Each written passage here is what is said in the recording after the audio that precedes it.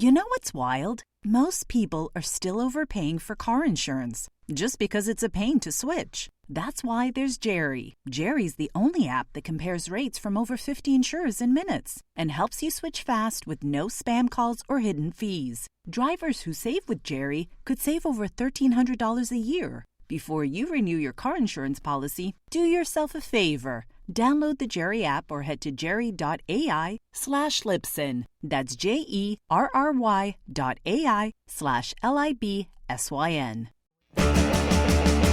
It's Car Con Carne. Let's eat in the car. It's Car Con Carne.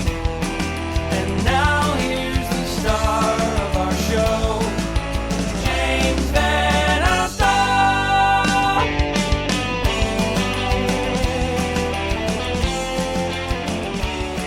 This is Car Con Carne. I'm James VanOsdol. Car Con Carne is brought to us by Exploding House Printing. Exploding House Printing is local. They're based in Hermosa. And if you are someone who owns a brand, if you are a musician or a performer, consider them for all of your merch needs. You know, t-shirts, embroidery, whatever. They focus on small businesses, bands, brands, whatever. ExplodingHousePrinting.com is where you can find them. You can check out the list of everyone they've worked with, and the list is vast and plentiful. Or just check them out on Instagram, or as the kids say, the Insta at Exploding House. So my guest is an instrumental band 99% of the time. We'll talk about that. They lay down big grooves, sweeping cinematic post-rock, metal, progressive sounds. The new album is Prosthetic Memories, and I'm joined by Ian just a couple weeks out from their show at Liars Club on August 21st. The band is Coyote Man. This right here, this is the album. It's shiny because we're facing the sun.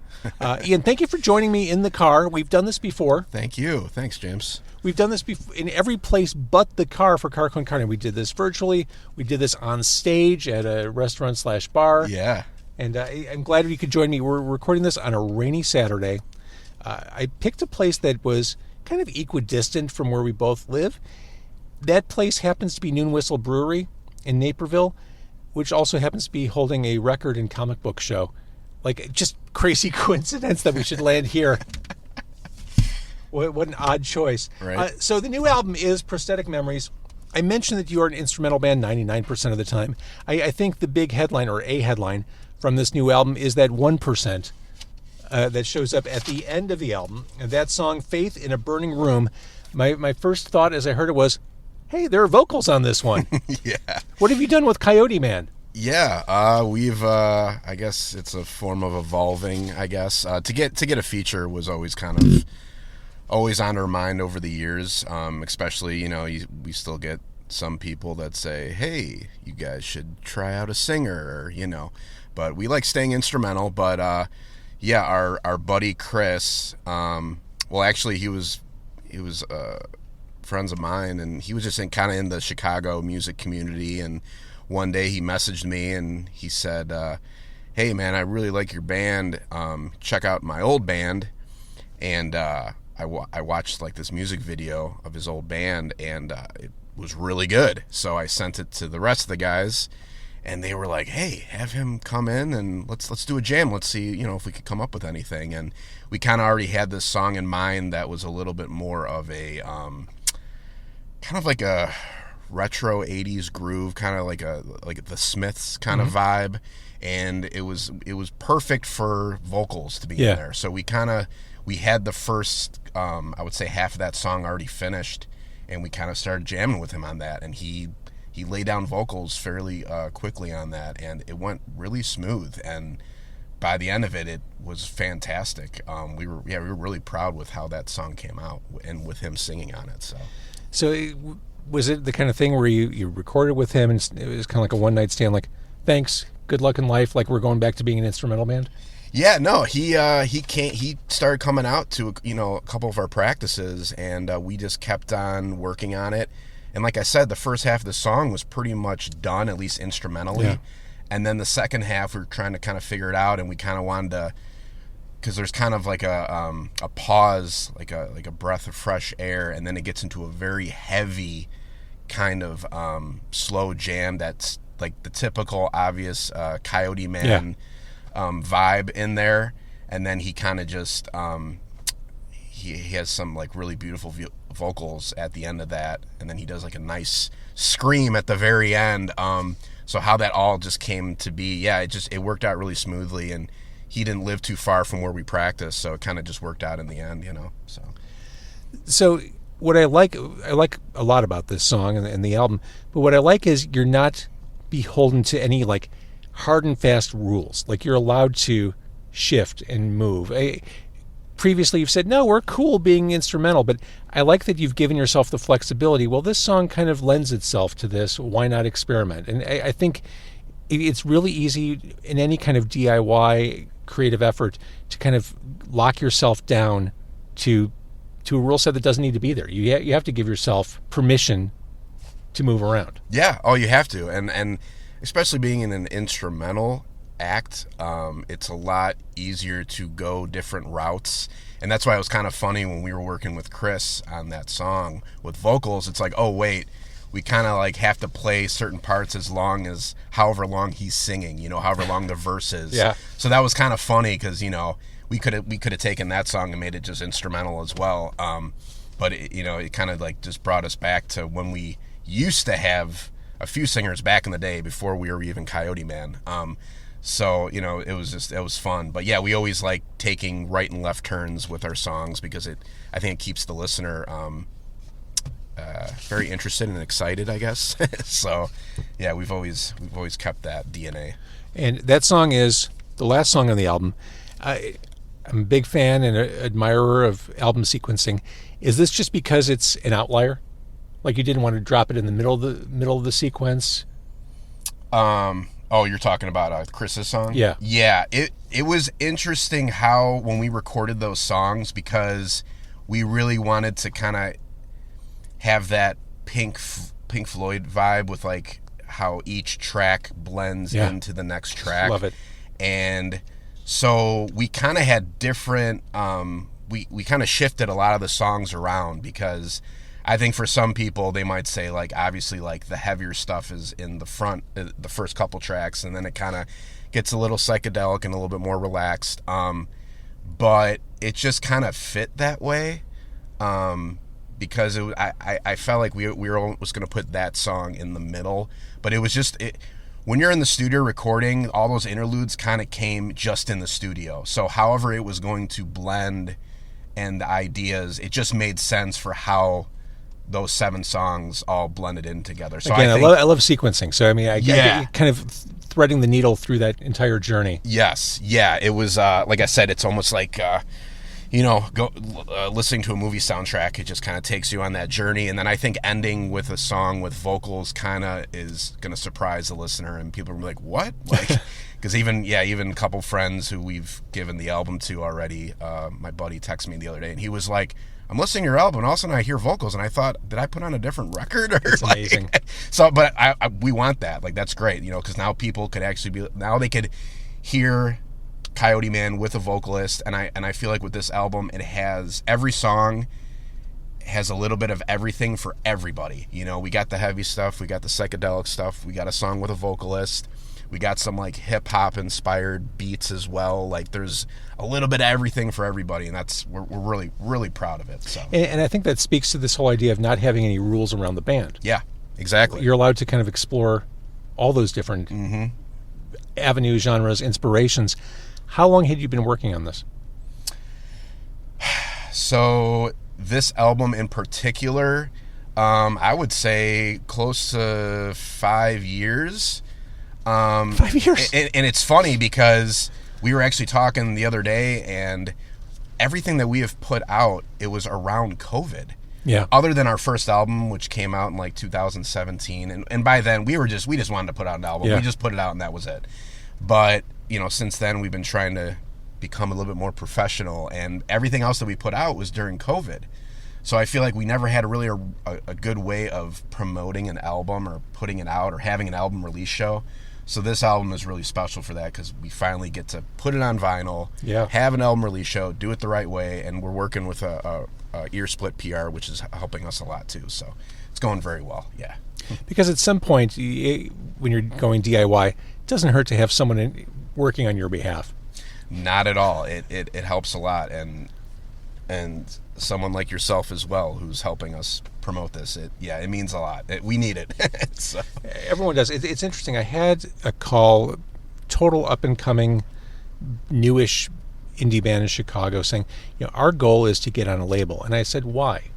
Like, I feel like you kind of have to go through the motions or the steps that, like Coyote Man's gone through, before you even start to think about that. You need to understand what you want from a label, other than this idea of a label. And I don't even know what labels mean in 2026. Yeah, a label is just a bank, really. I mean, from what I've gathered and read about, because even bigger bands are struggling even when they are on a label. Absolutely. Because you got to think of all the stuff they have to pay them back. So Absolutely. It's like the label will give you money to record an album, but then you got to go on the road right after that, and you got to make all that money back, and you got to send it back to the label. You got to pay the tour bus driver.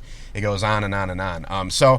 But I also feel like it's also depending on your situation. So if you are approached by a label, at least I would say maybe have a meeting with them and see what they can bring. Never say no. Like, I'll always keep options open. But the idea of chasing a label out of the gate seems like you're missing a couple things. Like, you need to figure out what your business is before you make plans for business. Exactly. You have to have a plan, A, B, and C. And again, but you could be independent and be very successful nowadays. I feel like a lot of bands are doing that too. For sure. But I think it's also very important to have a team, to have somebody that can manage the band in a certain way, and to get you certain shows that you want to be on. So at the same time, it is difficult being an independent band.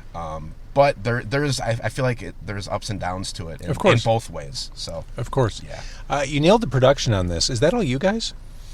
That is us. And then you nailed it. The songs could not sound tighter and bigger. And our producer Dan Klein, who worked with us on our past few releases, this is the first full release we've done with him. And he is an amazing producer. I have nothing but amazing things to say about him. He does a lot of more. He works a lot more like death metal stuff, but his where he records is only a couple rooms down from where we jam. Perfect. So when we first moved into that spot years ago, it's pouring, by the way, in case people hear. Yeah, It is pouring. He knocked on our door one day and he was like, "Hey, you guys sound amazing. If you ever want to record, let me know. I'm a producer." So we kind of became friends, over the years. And working with him is fantastic because he just has the knowledge of everything. He plays every instrument. He knows all the routes of producing and editing, and he was the fourth band member in the studio with us, and that's the first time we've ever worked with a producer that he actually threw ideas that we didn't even have that are on the album because of him. So it was a beautiful thing, beautiful process. He's an amazing producer, and I'm sure we're going to be working with him in the future. So now, will you tell the other two guys from Coyote Man that they were missed today? Yes, Renee and Augie, you are sadly missed. Good. Every time I've run into you guys, just super friendly and positive, and I love your band so much. Yeah, thanks. Talking about this took 5 years to put together, but also this idea of giving yourself permission to flex and move and pivot. Are things getting easier as your band moves forward to be a band, to songwrite together, to collaborate? Yeah. Oh, yeah. I mean, we're always locked in. I mean, back in 2015 when we decided to jam again, we didn't miss a beat. That first day we jammed, I mean, obviously we were a little rusty, but we haven't, since high school. We've been doing this since high school together. That's wild. Just us three, we just have that click. So yeah, we haven't missed anything, and it's really cool now because at practice we usually record every night just on our phones, we'll of course jam out, and then if there's a part we like, we'll be, hey, we'll use that for a song. So yeah, I think it is getting easier making music, but it's also really cool because on this new album there's actually a couple old riffs that Augie used from, I'm talking 2005, old riffs that we threw on, and it's always nice to have that. I mean, he has so many riffs, but there was 2 or 3 riffs on this new album that are, I would say, over 20 years old that actually fit into the songs. Like, for instance, Coping Mechanism, the Which first is track. heavy as fuck right out of the gate. Yes, it's very heavy, but as soon as it turns kind of like psychedelic progressive, that specific riff, that is like a 20-year-old riff. So I love it. And then War Hatchet on this album is one of my favorite songs. This song sounds, speaking of riffs, I mean, the riffs are awesome on this one too. Yeah. This sounds Halloween ready to me. Yes. Yes. We have some evil organs and synths on that one. We always had that, but this one, Augie really layered more of like synth work in the background, and it really gives the band so much. The sound is just bigger. It just gives it that extra punch, you know. Well, and you're a horror enthusiast, so I mean, this song That sounds as well. like Yes. this is you. Yes, that the drum beat that I'm playing is very inspired by Rob Zombie, because we kind of wanted to have like more of a dance heavy groove. Yeah. So kind of when we started jamming that, because I remember I was playing something else, and I saw Rob Zombie. What was it, 3 years ago? And he put on an amazing show, as he always does. But it was very kind of inspired me, and I was like, man, I would love to have like, this like a cool, like fun, like dance, like Rob Zombie, Static X, those kind of bands have that kind of like, you could dance to it. It's heavy, but you could dance to it. And I kind of wanted that for that song, and it worked out. So yeah, War Hatchet that's definitely a banger. Last time I saw Zombie, it was co-headlining with Alice Cooper, who I also adore. Yep. After seeing Zombie, I'm like, oh, the student is now the teacher. Like, he's got that stage show so locked in, like just everything visually and the transitions, like he has got that. And he's a director, so yeah, I mean, it makes sense. Yeah, of course. And yeah, the video presentation was obviously fantastic. Yeah. But I thought that is peak what that is. Peak horror rock, whatever you want to call it. Like, he's got that in. Yeah. Oh, 100%. Interpreting Dreams is a song I've heard live as part of a live broadcast we did together. That does have a dreamy sensibility to it, and that's mid-album, so it is part of that journey through the sequence. Yeah, because that song starts right after Zealotry, which is probably the heaviest track on the album. That song has a lot of transitions. It's very, I guess, bipolar in a way. it's all over the place. It has a little bit of everything. But yeah, that's kind of when the album kind of changes, I would say, from that track on. But yeah, Interpreting Dreams, definitely one of the longer songs. We had a lot of fun with that, a lot of weird noises, a lot of cool intros and outros to that. We had a lot of fun recording that song as well. When you climbed into my car, you handed me the record, which again is right here in my hands. Gorgeous. Pressed at Smash Plastic, the go-to. The go-to, Smash Plastic. They did an amazing job. And one of the first things I asked you was, how good does it feel to have this on record? And I'll have you answer that again. Very special. Over the years, we always wanted to do vinyl, and this time it was due. And then plus, all the shows we've played over the years, we always have people coming up and being like, "Hey, do you guys have vinyl? Your band sounds like it was made for playing on record." Like, sure. Yeah. Oh, definitely. Once we heard it, once we got like that first press, and the guys came to the house and we all listened, and it's just like, oh my God, like never. If you would have told me 20 years ago that you'd be hearing a band that you're in, that it's gonna be one of your albums is gonna be on vinyl, I would be like, you're crazy. And I didn't really start getting into like vinyl listening probably until about 5, 6, 7 years ago. Okay. So now my collection, I'm getting crazy, and it's a slippery slope. Once you decide you're in, it's it is. And even we discussed this over the years, and even Augie's like, who listens to vinyl? I'm like, dude, a lot of people do. It's bigger than ever now, because now like CDs are. I think CDs you could still buy them, but I think people just like to have it. Nobody really has CD players anymore. I mean, some people do, but. I think now it's just more of like a collector's item thing where, even with vinyl, even if they don't have a vinyl, they still want that record where, they could put it up on their wall or whatever the case may be.